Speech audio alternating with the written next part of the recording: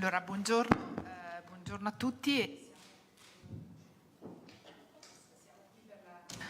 Conferenza stampa del film BOBI WINE Ghetto President. Abbiamo con noi oggi il produttore John Batzek, il coregista Christopher Sharp e naturalmente il protagonista BOBI WINE. Welcome, benvenuti. Vorrei chiedervi subito, perché da questo diciamo nasce tutto, come è avvenuto il vostro incontro, da quale scintilla è nata l'idea di raccontare BOBI WINE e come si è sviluppato il progetto in questi anni e se ha cambiato forma, ecco, mentre proseguivate. So I met Bobby and Barbie in 1997. No, yeah, 2019. Sorry, 2017. And I'd been born in Uganda, and my father was born in Uganda, so I had a big connection. I knew about Bobby's music before, so I was already a fan of him. And when I first met Bobby and Barbie, I was just amazed by them. I was firstly amazed by their courage, because I realized that Bobby had just become a member of parliament and he'd been this incredibly successful musician who had grown up in a ghetto in Kampala, and he had pulled himself out of that. He had become a huge musical star. Everything was going incredibly well for him. He had this most beautiful wife. He had 4 beautiful children. And then he decided to risk everything and become a member of parliament for an area in Kampala. And in a way, it just struck me as just such a crazy thing to do, because everything was so perfect. And I knew that anyone who stands against President Museveni, who'd been in power at that point for 35 years, was risking everything, because this is not a country which has elections as we know elections. This is a military dictatorship, and Museveni doesn't tolerate people who stand against him. And I knew he particularly wouldn't tolerate someone like BOBI WINE, who through his music was able to communicate with the people. Uganda has an incredibly young population.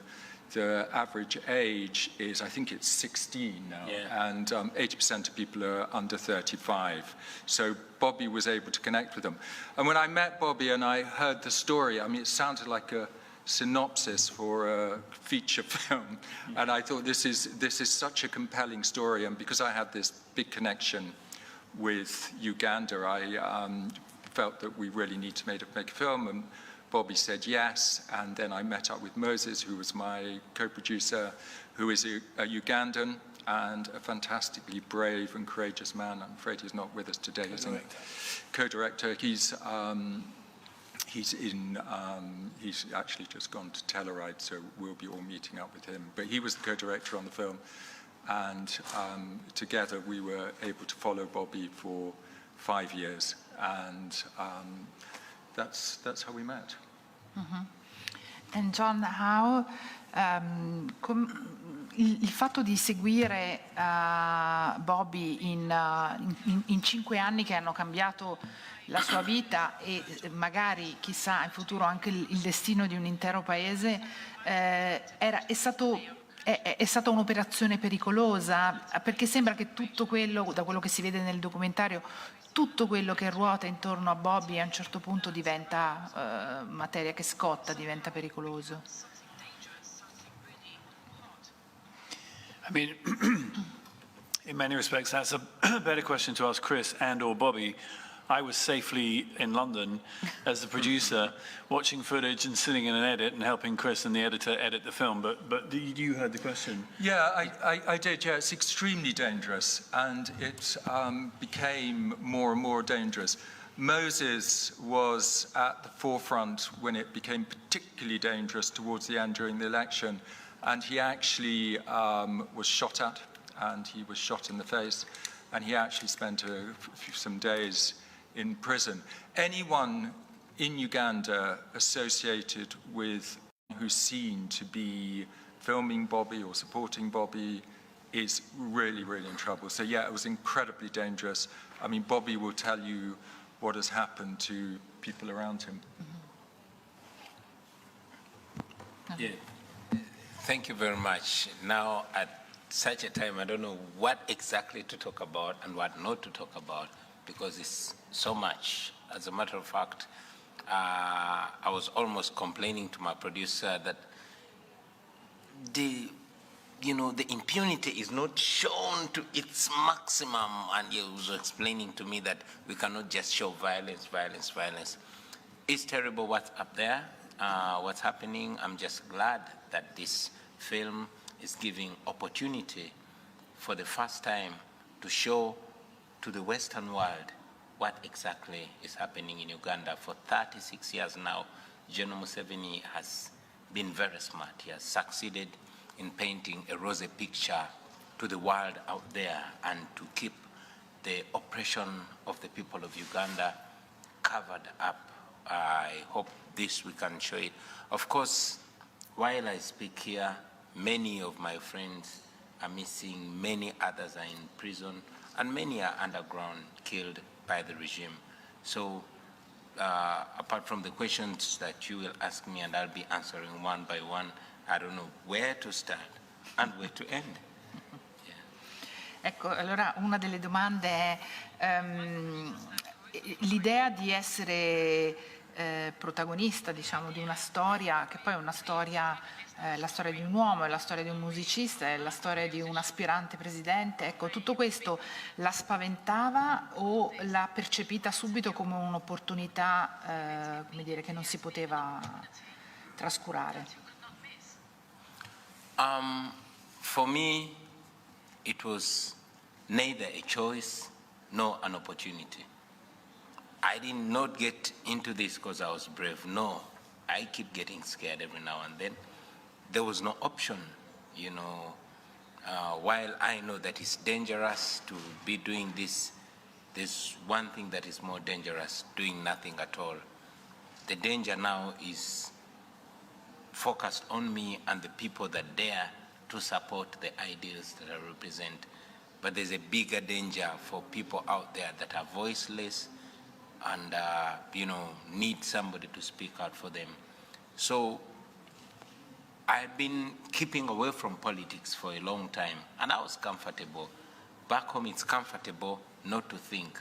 The safest thing is to ignore the injustices that are ongoing. Unfortunately, I come from the ghetto, and I knew that if I don't rise to the occasion to represent these people, then nobody would, especially in this time where all the intellectuals, all the professionals are feeling safer, not antagonizing the regime, carrying on their comfortable lives, and, hoping that maybe a miracle will happen. I didn't believe in miracles like I don't believe in them now, and I believe that we had to do something about it. Mm-hmm. Yeah.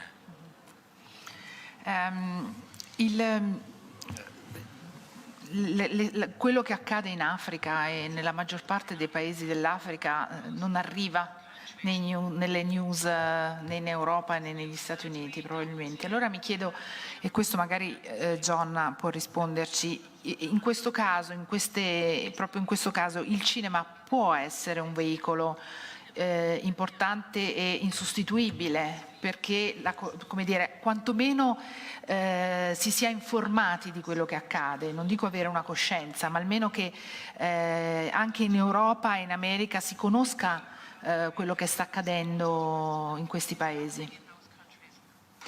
Absolutely, yes, and that's the great power of cinema.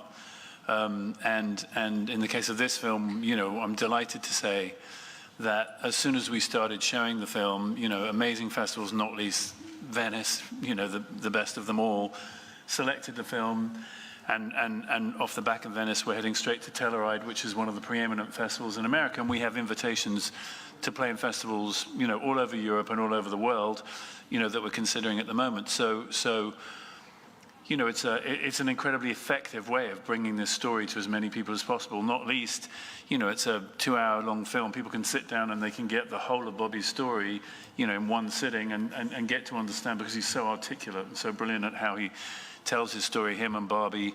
You know, it's an opportunity for people to really profoundly understand the situation in Uganda in a way that would take, normally if you didn't have a film like this, it would take a tremendous amount of time and effort and writing, and people would have to go to great effort to learn about this story. So, you know, it's incredibly gratifying, as I said, first of all, to be here, but then to have all these other places wanting to show the film, reacting positively to the film, and enabling us to get the story to as many people as possible. Mm-hmm. Sure. La musica è un veicolo importante per quello che Bobby vuole comunicare, ed è naturalmente anche il cuore del film. Ecco, come avete lavorato per integrare la musica nel racconto, e poi mi chiedo se, appunto, se Bobby non fosse stato un musicista, se avesse avuto la stessa opportunità di farsi conoscere e ascoltare oppure no. I mean, I'll start with that. Yeah, when we started making the film, obviously we had to make a lot of decisions. We shot thousands and thousands of hours of footage over the 5 years. The music, most of the music in the film is actually telling the story. So it's in the film are actually critical to the story, and they tell it so well. Bobby uses his music and his lyrics to communicate with people. Back home, he's not allowed to perform, he's not allowed to play on radio stations, but when you walk through the streets, you hear Bobby Wine's music blaring everywhere. So you can't suppress music, because if people love it and it touches them, they're going to find a way to listen to it. And we knew that what made the film so incredibly special actually was the music. You know, we didn't want to just make this another story about, you know, this despot and elections that were unwinnable because it was a military dictatorship. We wanted to show the whole thing through Bobby and Barbie's eyes and those close to them. I mean, Bobby said to us at the end, you've just shown so little violence. You know, we interviewed lots of people who'd been tortured. I mean, just unspeakable, almost medieval torture. And we had long discussions with John and with Paul, the editor, and Moses. And we were like, you know, how much of this do we show? And at the end of the day, we thought it was going to be far more touching and far more real and far more effective to show the pain through Bobby and Barbie and what their children had to go through and what all the people close to Bobby had to go through. And I think that's what makes the film successful, is you get to know these wonderful, incredible, brave, courageous people, and you live with them. You live the 5 years and you see what had happened to them. And also, if I can just add, the lyrics of the songs are in the movie, and so you get to see Bobby's writing, really, and because the lyrics are so powerful and deliver the message so clearly. And it's rare in a movie, a documentary or any movie, for you to actually have the lyrics on screen. But Chris wanted to, and Moses wanted to integrate that in a very clear way so that audiences are not mistaken in any way about what it is Bobby's saying. And I think it works really effectively.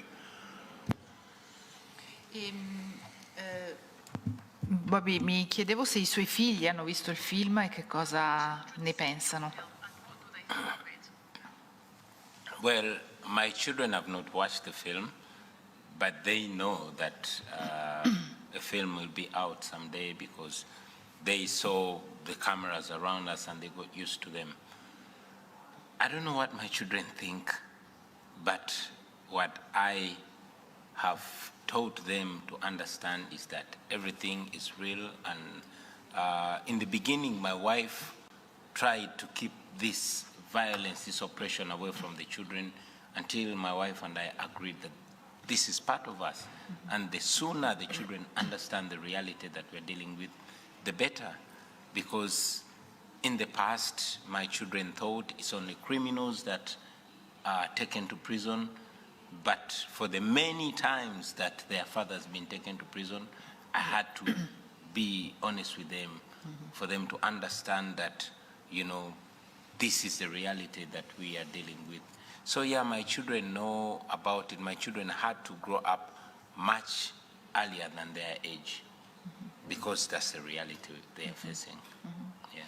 E cosa sta accadendo in questi mesi nella sua vita? Well, what's happening in the recent months in my life and in the lives of many people is not very different from what has been happening. I continue to be, you know, harassed by the government. I'm literally an illegal citizen in Uganda. Not legally, but practically. I cannot attend a public gathering without being, you know, followed. I cannot be allowed on radio, TV stations. My music is banned. I cannot perform. But that is personal. That wouldn't be so much of a pain. But the abductions of the people that are around me and those that support me continues. Just this morning, another friend was abducted and, you know, is still missing. The, you know, extrajudicial killings continue, although now there's a big effort to gag the media. The local media does not talk about it. It is social media that talks about it, which social media is also, you know, gagged. Facebook is banned in Uganda by the president. And, you know, there's every effort to silence not just me, but all voices of dissent in Uganda. The oppression continues, the violence continues, the state-sanctioned abductions continue. The situation continues, although there's much less attention of international media to Uganda since the end of the election. But the government continues to do what it has been doing in the past. Yeah. Christopher, è stato citato più volte il lavoro di montaggio, avete girato moltissimo materiale, ma poi si trattava di, appunto, di trovare una sintesi che restituisse il dolore di questa battaglia, insomma, che va avanti. Che criteri avete usato per selezionare i personaggi magari che ruotano intorno a Bobby o alle situazioni da raccontare?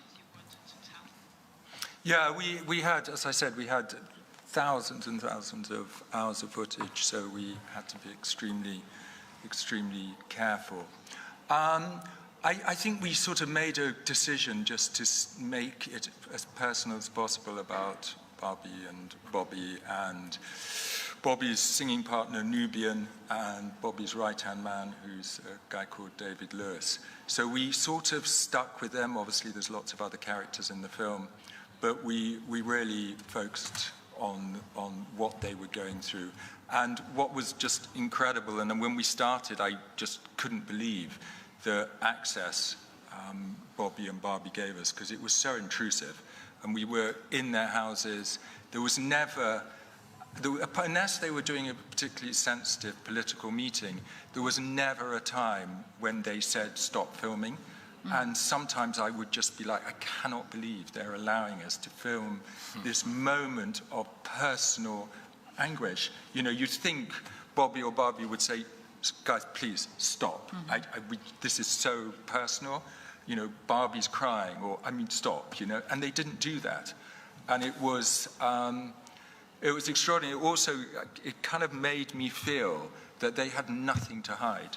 So it wasn't like they were trying to edit the film, or they were trying to edit what we saw or what we might use. There was just total faith. And I think the faith came out of the fact they were being honest. There was nothing to hide. There was no other motive.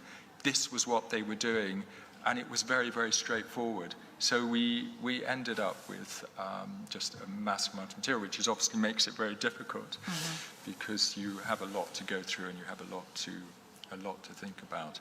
But I think, with John's help, and then we had this incredible editor, Paul Carlin, we got something where we were all pretty comfortable with, and it's personal, which always means more. E questo è un racconto che sarebbe potuto proseguire ancora, perché la storia appunto non ha raggiunto la parola fine. Quando avete deciso che, come dire, era il momento di fermarsi?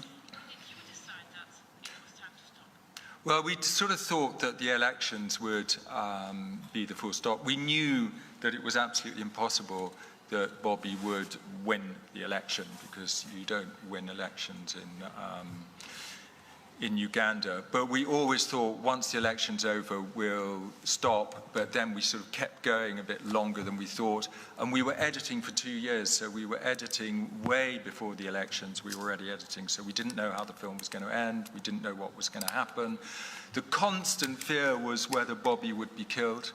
Bobby would quite often phone me up, and she'd be in tears, and she'd say, there's terrible things happening, that thing's happening.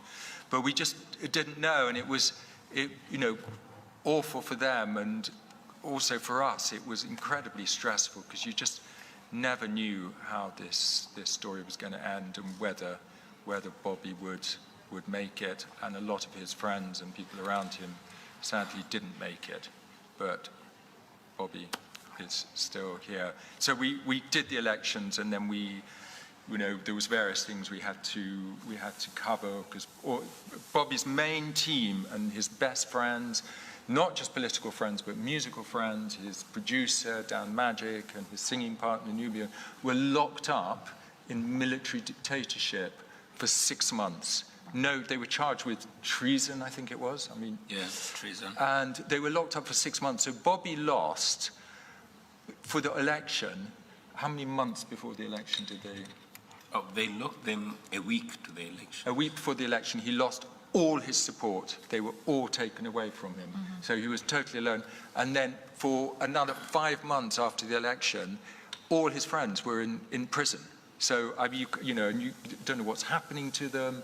Just unbelievably stressful. So they were alone. And as anyone who's seen the film ends up with Bobby and Barbie, after all of this incredible effort, thousands of people, all this love, they're just in their house alone. That's it. They've just been left alone, and they're surrounded by the military, and it's just their friends are all in prison. And you can imagine how terrible it was for them, and how extraordinary. And I must just quickly add, I rather naively, I didn't know that there was no chance that Bobby could win the election. I don't have the understanding of Uganda that Chris has, etc. So actually, even up until the election, I kept calling Chris saying, has he got a chance? How's it going to go? How's it going? And it was heartbreaking, really. It was heartbreaking. That the truth is that he didn't have a chance, because when you see the film, you'll see it's so clear that the majority of people desperately want him to be the president, and he went about his campaign in such an authentic and honourable way that the idea that actually there was never a chance for him to win hadn't occurred to me, and it was shocking to discover that that's the actual truth. Ci sono stati dei momenti in cui avete temuto di non poter andare avanti, qual è stato veramente il momento più difficile di tutte queste riprese? I think there was a time in 2018 when Bobby, it's a big part of the film, where Bobby went campaigning, and he was sitting in the car, and he moved seats, and his driver moved into the seat, and his driver was wearing the same clothes as he was wearing, and someone came up and killed him and shot him, and it was very clear that they intended to kill Bobby. Bobby was then trapped in a hotel. He was hiding in a room. Barbie was getting messages from him, and Barbie was telling me what was going on, and we really thought he was going to die. We thought, so that was just awful, because we thought that this is the end, and it's just a young family in a a wife, and it's just too terrible for words. But somehow he survived, and he survived because there was the international community and the international, well, not so much the political community, but journalists all over the world came to his rescue, and people like the New York Times and the BBC and the Guardian and all these wonderful platforms came to his rescue. I think just one thing I'd like to say is I think one of the disappointing things I felt, and I know Bobby's more an optimistic and a more generous person than me, but one of the things we felt at the end when all of this, Bobby had stood up for democratic values that in the West and in the developed North we profess to hold so dear. We say, this is our values, we believe in democracy, we believe in it. But when someone stands up and has exactly those values, it was disappointing the way the international political community, they all came out and said, oh, the elections were terrible, you know, blah, blah, blah. They hadn't been able to send any monitors. Isn't this awful? You know, it's terrible. And then within a month, you know, they were all back doing deals with Museveni and, you know, arranging military things. And I just, you know, one of the reasons we're just so thrilled to be in Venice and be at these festivals is if the entertainment industry can support people like Bobby, they should support people like Bobby. And it's wonderful that journalists and people in entertainment and Venice and all these festivals are prepared to stand with what we know is right. Sì, e ci auguriamo che questo magari possa accadere dopo Venezia, speriamo. Il nostro tempo è scaduto. Molte grazie per essere qui a Venezia con questo film. And good luck. Thank you. Thank you for having us.